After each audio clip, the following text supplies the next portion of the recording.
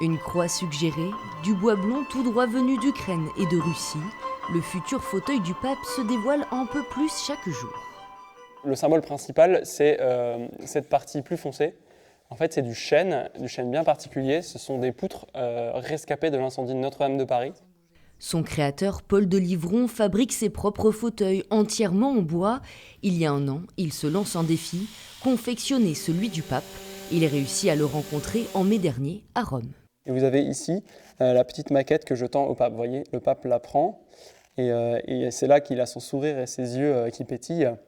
30 secondes d'échange et de mots « j'accepte » qui vont définitivement lancer son projet. J'avais du mal à croire que c'était sa réponse et que ça avait été 3 mots, ça suffisait, qu'on n'allait pas signer un contrat entre nous ou quoi, mais que voilà, sur sa parole, mon projet démarrait. 4 mois seront nécessaires pour concevoir et fabriquer l'objet.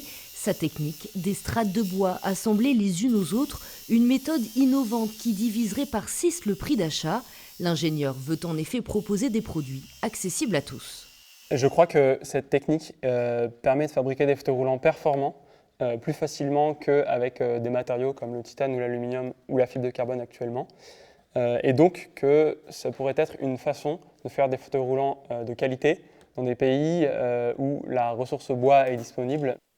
Jouet collectif, Paul en a fait son credo. Au travers d'une cagnotte en ligne, il propose à tous ceux qui le souhaitent d'inscrire leur nom sur une feuille qui sera glissée dans le dossier du fauteuil papal pour l'éternité.